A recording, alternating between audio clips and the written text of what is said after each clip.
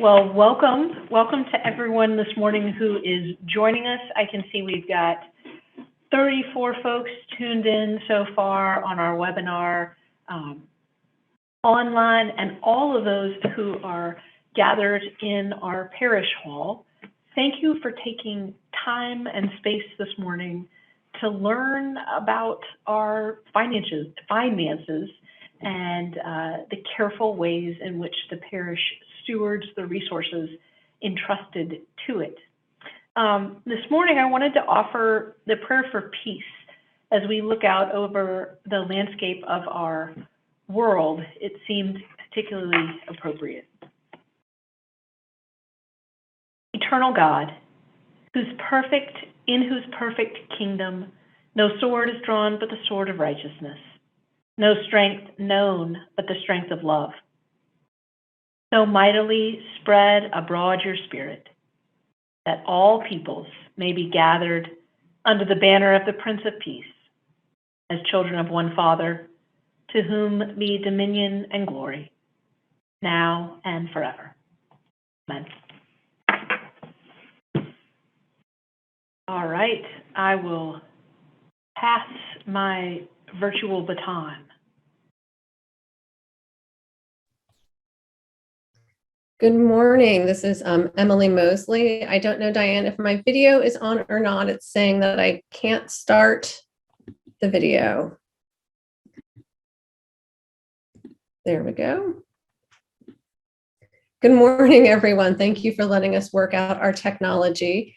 I'm Emily Mosley, and I'd like to briefly just ground us in our diocesan and parish mission, vision, and priorities, because as the finance committee and the vestry and the clergy and staff of the church worked through our financial decisions for 2021, we really tried to stay grounded in those and make sure that those informed the many good and sometimes hard choices that we had to make. So Diane, if you could move to our next slide. And can everyone hear? I'm getting a notice that we have lost sound. Diane, can you hear? Yes, audio is good. Okay, great. Thank you. So I first wanted to move on to slide 4, Diane, to really ground us in our mission as a church. We strive to welcome everyone with an open door, recognizing that we are called by tradition and our mission to minister in the heart of the university and local community in which we live. We are, of course, committed to the sacramental worship of God, engaging in the richness and beauty of the Anglican liturgy and music, and we seek to grow as disciples of Jesus and bring gospel witness to the world. Diane, if we can move to the next slide. We, of course, also have a vision of who we want to be as an active faith community. We want to be sure that we are working to grow as Christians through education, worship, music, and healing compassion. We want to work to create a living embodiment of the Christian community and welcome all who come to Chapel of the Cross, encouraging diversity, practicing inclusiveness, and hospitality. And we seek to share our faith, values, and voice with the community, and perhaps most pertinent to the conversation today, we strive to sustain our church by being good stewards of our people and staff, our facilities, and our financial resources as we grow and change.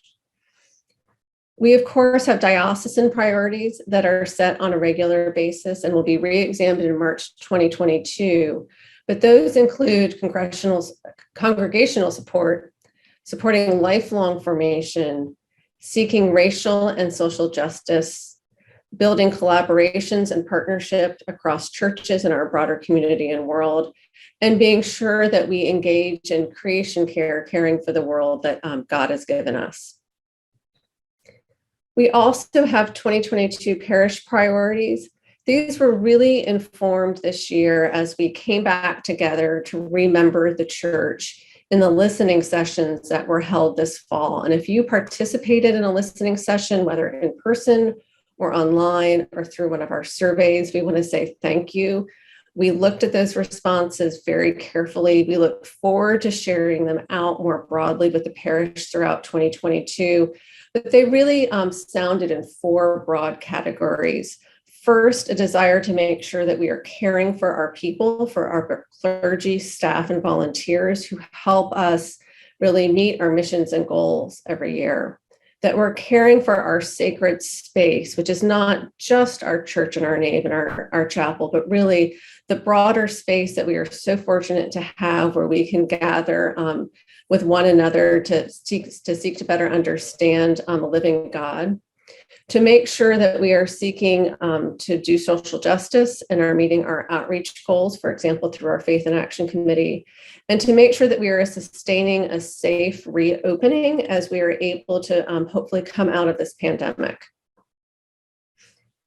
So in 2021, bearing those goals in mind, we did several things that I just wanted to briefly highlight. First, we used capital funds to care for our sacred space. This included the nave restoration, which was much needed after about 40 years. We replaced the HVAC in the chapel. We also did things that were deeply exciting to the Buildings and Grounds Committee and Alan Reimer, but maybe less obvious, but are still very helpful, like the keyless entry system and starting to replace chillers and air handling units. We made investments in live streaming so we can do things like we're doing right now today to make sure that we can bring our services and our meetings out to our broader community, even when we may not all be together in person. We were able to meet our commitments to that broader community through our Faith and Action funds. Although we were unable to hold an ABC sale, we thought it was very important that we meet those obligations to our community partners. And so we fully funded that budget. And then we, through the You Are the Light campaign priorities, were able to retire debt, make additional investments in our capital fund, make additional investments in long-term program funding, and then give some balance to the much needed organ fund to replace our sadly failing organ. And additionally, we had a wonderful stewardship committee that worked on things like renaming our 1842 Legacy Circle and promoting planned gifts that will benefit the Chapel of the Cross in perpetuity. And very thankfully, and for which I'm very grateful, we had a successful fall campaign for the 2022 annual operating fund. And I would like to thank everyone who pledged for that fund. It was very needed, and we were humbled by your generosity. And with that, I'll turn it over to Jess to talk about our 2021 financial position and endowments.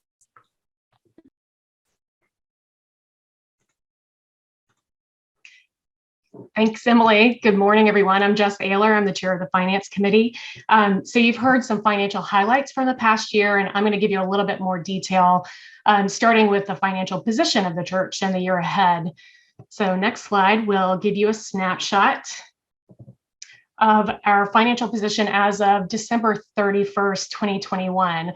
This is our assets, our liabilities, our balances of our endowment and restricted funds. And what you're looking at is a comparison of year-end 2021 with the prior year, 2020. This is all good news for the church. We have a strong cash and investment position with growth over the past year. In those balances, you see $4.05 million from the prior year, growing to $4.78 million. Our liabilities have decreased significantly because of retiring the debt on our building. And this is all due to the generosity of the parish, the success of the You Are the Light campaign. So thank you, everyone. Our funds that, stay on the other slide, if you can go back one. Thank you. Our funds that are endowed and restricted have also grown over the past year, and this is due to investment returns and additional gifts into the funds. This has grown from $3.37 million to $4.42. And I'd like to talk a bit more about them. I think it's important for us to all understand what the endowments and the restricted funds are, what they support, and how much is available each year to spend. So the next two slides will give you a sense of all of this. Starting with, we categorize our endowment funds into 4 buckets or slices of pie. These funds are restricted sometimes by donors who give and want the funds to support an area of interest to them. And then some of these funds have been restricted by the vestry over the years. So you see 26% of these funds support needs related to our building and grounds. 12% go to evangelism and university outreach, 35% for community outreach, and 28% for worship and other programs. Endowments are invested, and a percentage of those funds are available each year to support our expenses. They're meant to grow and continue to support the church in perpetuity. The next slide will give you a visual of what that means. The endowments have a total fund balance of $2.5 million as of year end, and those are spread across those four purposes. The blue portion of the columns is the principal of the funds that will continue to grow. And the orange is the portion that's available to spend each year for one of those four categories. The next slide will show you a group of funds that I wanted to highlight that are not endowed, but they are still restricted for specific purposes. We have $1.7 million in total spread across these restricted funds. Any spending from them each year requires approval from the vestry, and some are temporary funds like supporting a specific project or pooling donations for a campaign.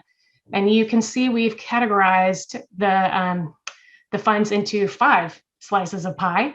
25% of the funds support programs, 18% go to capital or building needs. We have a special reserve that was created in 2020 and is not yet spent down. We have gifts that are being made to support the church organ project, and this continues to grow. This is as of year end. And then we have a catch-all category for funds that have specific restrictions that don't fall into the other categories. So you'll see how the endowment funds and the non-endowed funds play a role in our operating budget in a moment. So now I'll shift gears into our operating budget for 2022. What you're seeing is a summary of our budget, our operating budget, and how it's changed over the past 5 years for some context. The green columns represent our actual revenue or money in, and then the navy columns represent our expenses. The blue line across the top is the vestry approved annual budget. So you can see how the actual financial activity lines up each year. Over the past 5 years, we have had modest surpluses that can be attributed to several things. First and foremost, the generosity of our parish. We thank you for your gifts every year. We also have had careful stewardship of expenses, and staffing vacancies have been a reality most of these years. For our 2022 operating budget, you will, if you go back to the prior slide, thanks, Diane, you'll see that the vestry has approved a 6% increase over 2021 with our operating budget. So I'll dig into this now. Next slide. Starting with revenue, we want you to see where our revenue comes in and comes from. So we have another pastry for you to digest. This time it's a donut. 85% of our revenue comes from you. This is from our parishioners, which helps you see how important our pledge campaigns are. The vestry approves a budget based on your pledges in the fall for the coming year. So thank you again.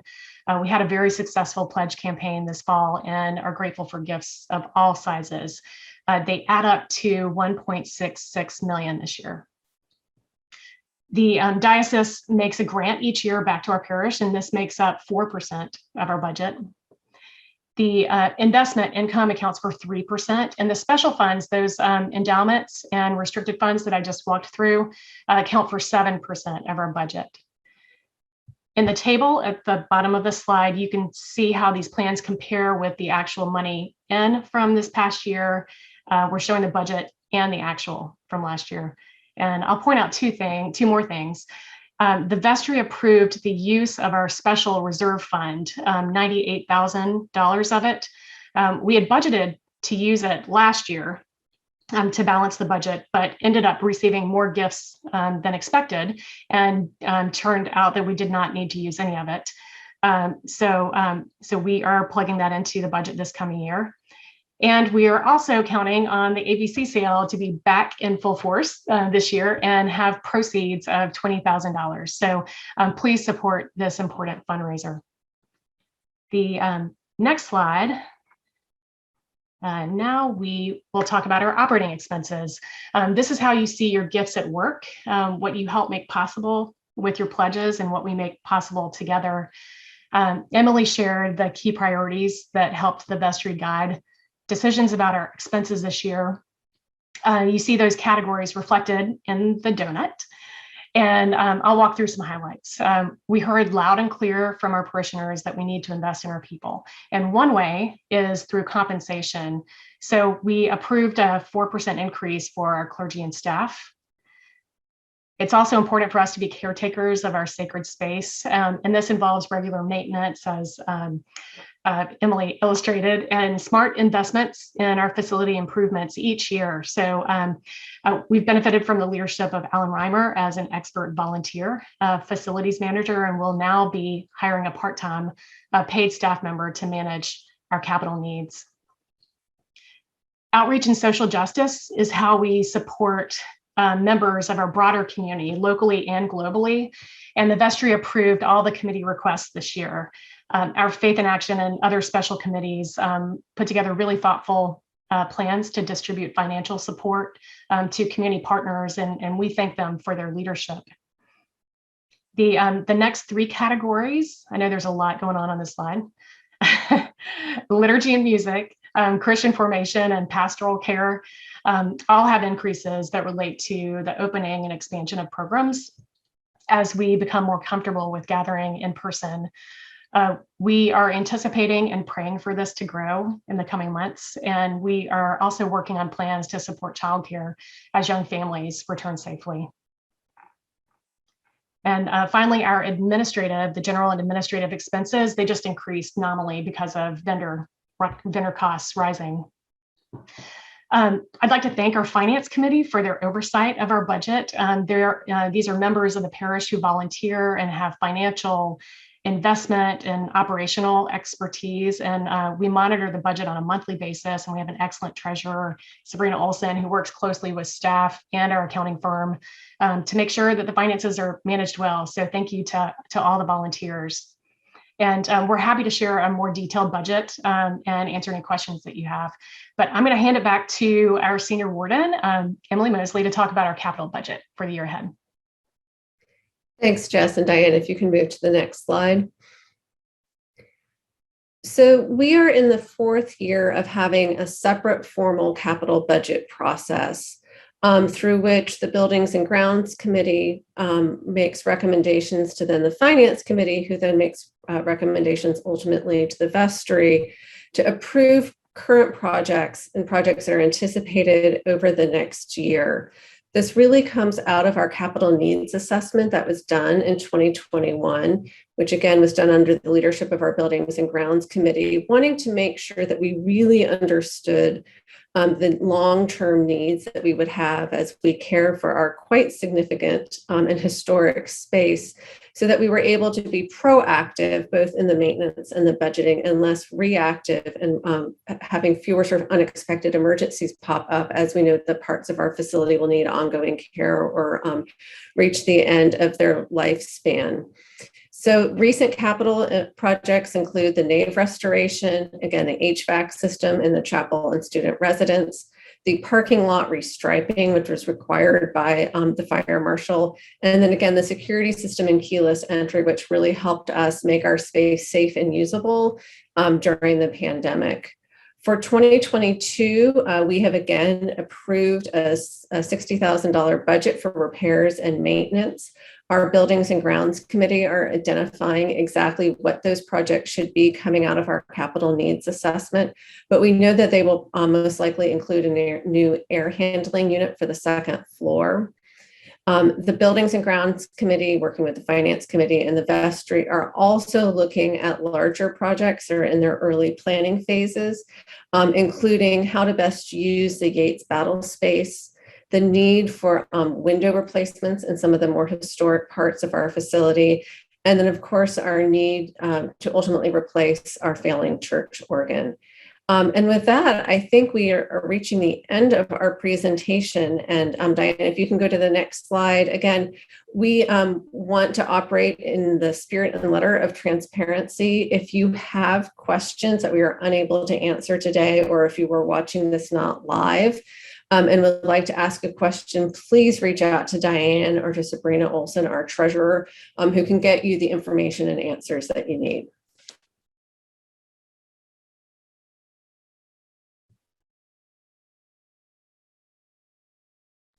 And do we have any questions? I think that we have had such expeditious presenters that we have the gift of a little bit of time for questions that can be asked through the Q&A feature at the bottom of your webinar. So it looks like a little bubble in a cartoon, a Q&A.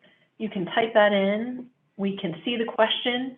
We can endeavor to answer it in the moment. We have got with us Carrie Frapont, who is a finance committee member and a recent past treasurer. And we also have Diane McOmie, who is our new parish administrator and stewardship manager. So we can all endeavor to answer questions as they may arise. And truly, I want to re-emphasize what Emily was saying about how all of these materials, resources are accessible to you. And one of us on the finance team can sit down with you and answer more than you could imagine.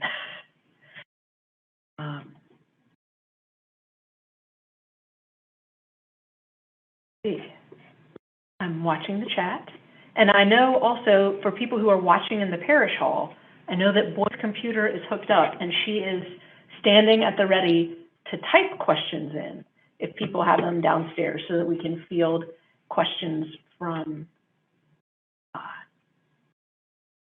everyone.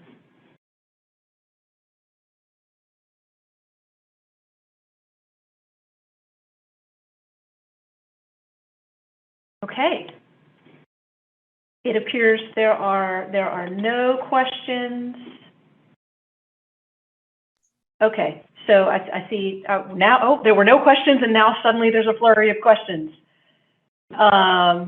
So let's see. An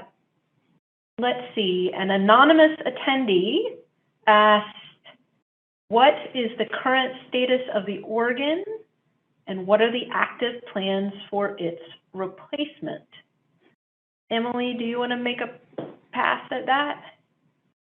You're unmuting. Yes, that would be helpful. So at a high level, our organ is failing. Pretty routinely, significant parts of it do not work. And Joe needs to come in sort of every day with a spirit of creativity and figure out what parts are working and how he can make music. And we know from several expert reports that it cannot be repaired. And in fact, most reputable organ workers will not come in and work on it. So we are in a position of needing to replace it. As Jess had mentioned, at the end of 2021, we had $600,000 that had been set aside in the organ fund.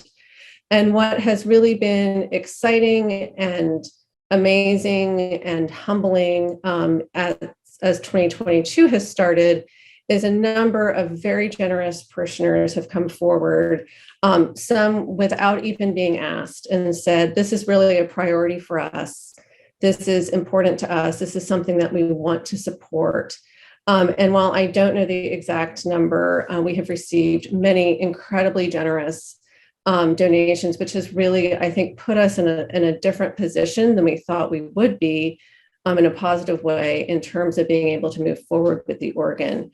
The vestry is still determining exactly what to do. We are working to make sure that we can secure an appropriate price for an organ and one that will not increase unduly over time as materials and inflation happen.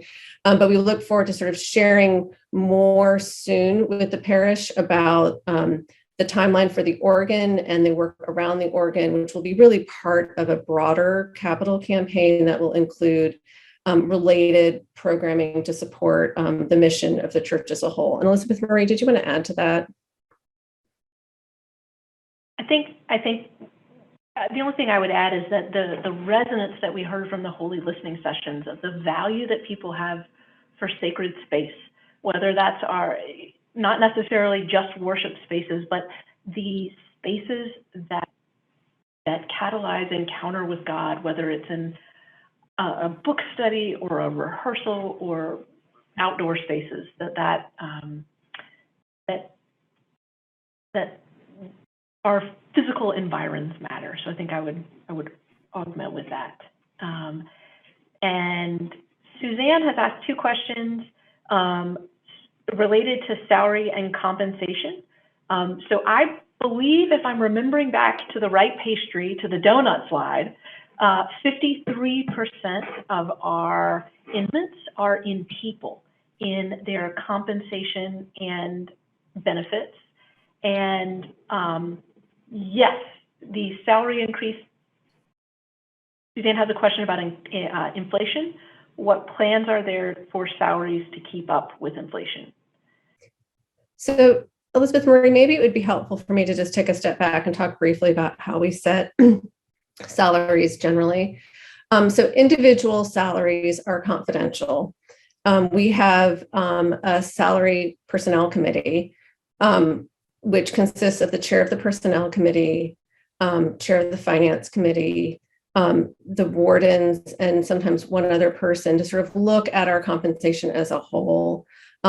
Elizabeth Marie recuses herself when we are discussing her compensation, but we really sort of set a pool every year to compensate our clergy and staff out of. We do fairly regular benchmarking to try to make sure that we are paying commensurate with other congregations in our area and then churches of our size across the diocese.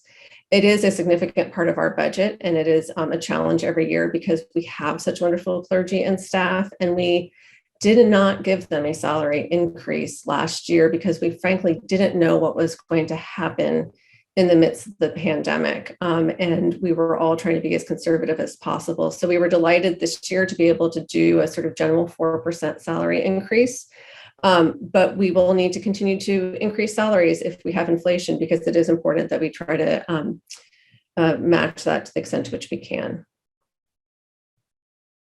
We also received a question about Christian education funding as well as the children's preschool during the week. I will let Elizabeth Marie speak to the Christian education funding, but I want to clarify one point. So we are fortunate to have a preschool that uses our space during the week. That is a completely separate nonprofit from Chapel of the Cross. We do not make a direct line item donation to their expenses, but we do charge only an extremely modest building use fee. And over the course of this last year, we have had them assume costs for their cleaning. So we are no longer paying proactively for the preschool's cleaning, but the building use fee is essentially a large in-kind donation, as it doesn't cover what would be fair market value rent for the space or the entire cost of the utilities for having them in our space.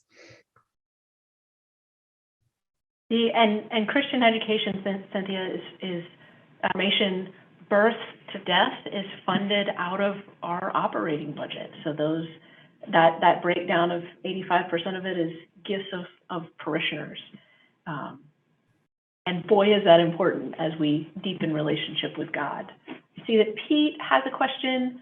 For any of us who've come late, will the budget and finance documents be available on the website? Yes, the slides may already, I know that there's hard copies of the slides in the parish hall. The slides may already be up on the website, but yes, you will have access to today's slides. Fear not, we are here to answer any and all questions.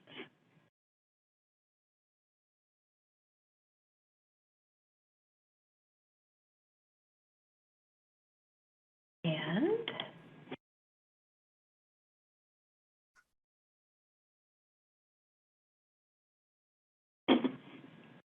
I'm allowing space for that pregnant pause. I want to highlight that You can contact our treasurer at treasurer@thechapelofthecross.org, and our parish administrator and stewardship manager at administrator@thechapelofthecross.org. And I want to say thank you. We have an incredible volunteer finance and stewardship team. I think part of what really struck me today in Jess's and Emily's presentation was the importance of the revenue, the generosity side of it, in addition to the investment and the expense component of how we live out our mission in the world. So I'm really grateful to those who are careful, thoughtful stewards, and those who animate our imaginations, helping us take steps forward toward generosity. Yes, Nancy has asked, could we meet the new parish administrator? Diane, can you show us the woman behind the curtain?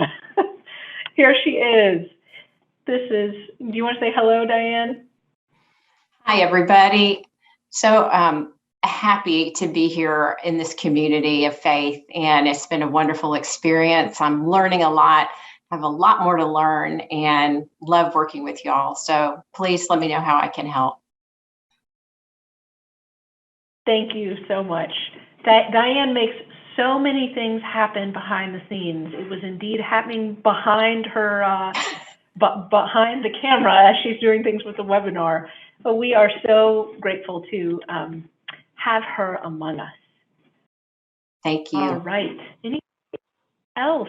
Let's see. I see a question from an anonymous attendee. Any chance there might be ABC sale and another ABC-like sale in the fall for books, CDs, and DVDs, since they are not included in the upcoming sale? I would direct your question to Amy Daubert, who I know is one of the co-chairs of our ABC sale, and yes, she would be best positioned to answer that. All right, I want to thank everybody for taking time this morning, for caring about and being invested in our parish's mission and in our careful stewardship of resources. Thank you all, and see some of you at 11:15.